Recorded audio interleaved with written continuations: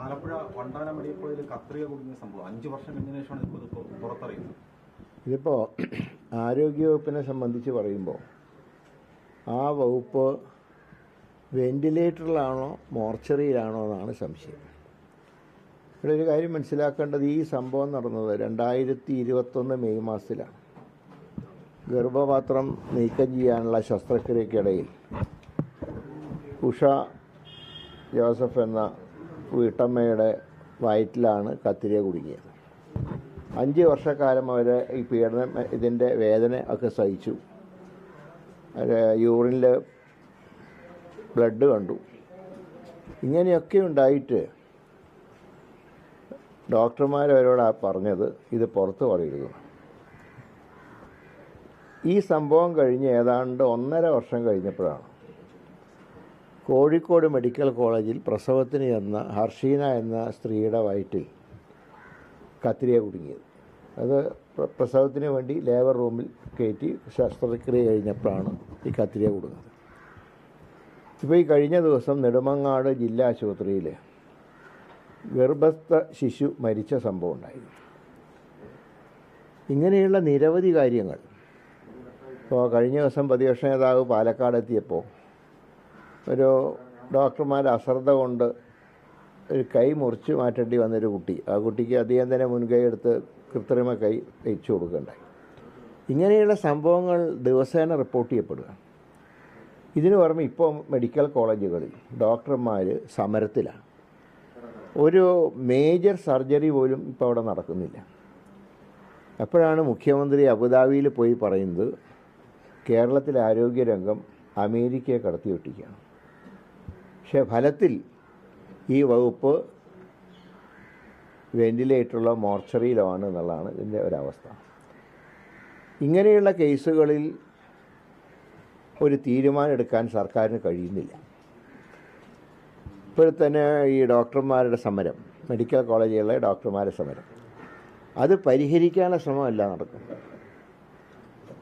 ആ സമരം കണ്ട പാവം നടിക്കുന്നില്ല. ഇന്നൊരു സാധാരണക്കാരായിട്ടുള്ള ആളുകൾക്ക്, രോഗം വന്ന രോഗികൾക്ക് ആശുപത്രിയിൽ പോകാൻ കഴിയാത്ത അവസ്ഥയാണ്.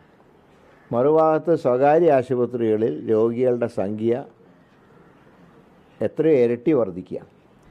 ഇപ്പോൾ സ്വകാര്യ ആശുപത്രികളിൽ സേവനമൊക്കെ കൊടുക്കുന്നുണ്ട്, ശരിയാണ്. പക്ഷേ അവർക്ക് ആരുടെ ബില്ല് താങ്ങാൻ സാധാരണക്കാരന് കഴിയുമോ? ഇതുകൊണ്ട് ആരോഗ്യവകുപ്പിൻ്റെ കാര്യത്തിൽ വളരെ ദയനീയ പരാജയമാണ് ആരോഗ്യവകുപ്പ്. ഇക്കാര്യത്തിൽ അടിയന്തരമായി എന്തെങ്കിലും നടപടി സ്വീകരിക്കാൻ ഗവൺമെൻറ് തയ്യാറായില്ലെങ്കിൽ ജനങ്ങൾ മൊത്തം ഈ സർക്കാരിൻ്റെ ആരോഗ്യ നയത്തിനെതിരെ രംഗത്ത് വരേണ്ട അവസ്ഥയിലാണ് ഈ സംസ്ഥാനം ഇപ്പോൾ പോയിക്കൊണ്ടിരിക്കുന്നത്. ഡോക്ടർ പറഞ്ഞത് 50 വർഷം കത്രിക ഈ വയറ്റിലിരുന്നാലും കുഴപ്പമില്ല എന്ന് പറഞ്ഞു. അത് അനുഭവിക്കുന്നവർക്കല്ലേ എൻ്റെ വേദന അറിയൂ. ഈ സ്ത്രീ 5 വർഷം ഈ വേദന സഹിച്ച്, പറഞ്ഞല്ലോ, മൂത്രത്തിൽ ബ്ലഡ് വരെ കണ്ടു. എന്തുമാത്രം വേദന സ്ത്രീ അനുഭവിച്ചു. ഇതേ സ്ഥിതിയാണ് ഹർഷയിനിയും പറഞ്ഞത്. ഇപ്പോൾ കത്രിക എത്ര വർഷം വയറ്റിലിരുന്നാലും കുഴപ്പമില്ല എന്നുള്ളതിൻ്റെ ഗവേഷണമാണോ നടത്തേണ്ടത്? ഇപ്പോൾ വയറ്റിലുള്ള കുട്ടീനെയോ ഗർഭപാത്രത്തിനെയോ പുറത്തെടുത്താൽ വയറ്റിലേക്ക് ഒരു കത്രിക ഫ്രീ എന്നുള്ള ഒരു നിലപാടിലാണ് ഇപ്പോൾ കാര്യങ്ങൾ എത്തിയത്. സമൂഹ മാധ്യമങ്ങളിൽ ചില ട്രോളുകൾ വരുന്നുണ്ട്. ഈ മെഡിക്കൽ കോളേജുകളിലെ ഉപകരണക്ഷമം, ഈ പല ഉപകരണങ്ങളും പലരുടെയും വയറുകളിൽ ഇരിക്കുന്നു. അല്ല, അതൊക്കെ അതിൻ്റെയൊക്കെ ഒരു സീരിയസ്നെസ് നമ്മൾ മനസ്സിലാക്കേണ്ടത്. ഇത്രയും ലാഘവത്തോടുകൂടെ സർക്കാർ ആശുപത്രികളിൽ രോഗികൾക്ക് തിക്താനുഭവമുണ്ടായാൽ പിന്നെ സർക്കാർ ആശുപത്രിയിൽ പോകാൻ ജനങ്ങൾ ഭയപ്പെടില്ലേ? എന്തുകൊണ്ട് സർക്കാർ ഇക്കാര്യത്തിലൊരു ശക്തമായിട്ട് നിലപാട് സ്വീകരിക്കുന്നില്ല? ഇപ്പോൾ ഗർഭസ്ഥ ശിശു മരിച്ച സംഭവത്തിൽ അതിൻ്റെ പേരിൽ ഇന്നലെ ഡോക്ടർമാർ ചിലരൊക്കെ സമരത്തിൽ. ഞങ്ങളാരും ഡോക്ടർമാരെ കുറ്റം പറയുന്നില്ല. പക്ഷേ ചില ആളുകൾ തെറ്റ് ചെയ്യുമ്പോൾ അതിനെ മറ്റുള്ളവർ പ്രോത്സാഹിപ്പിക്കരുത്. അതിനെതിരെ ശക്തമായിട്ടുള്ള നിലപാട് മെഡിക്കൽ കൗൺസിൽ സ്വീകരിക്കേണ്ടതാണ്.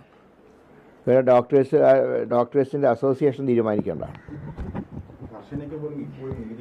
ഹർഷീന എത്ര ദിവസം സെക്രട്ടേറിയറ്റിൻ്റെ മുമ്പിൽ സമരം ചെയ്തു?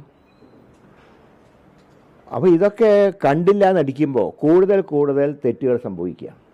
ഇക്കാര്യം വളരെ ഗൗരവത്തിൽ സർക്കാർ കാണേണ്ടതാണ്. അല്ലെങ്കിൽ സർക്കാർ ആശുപത്രികളിൽ സാധാരണക്കാരായിട്ടുള്ള രോഗികൾ ചെല്ലാൻ ഭയപ്പെടുന്നൊരവസ്ഥയിലേക്ക്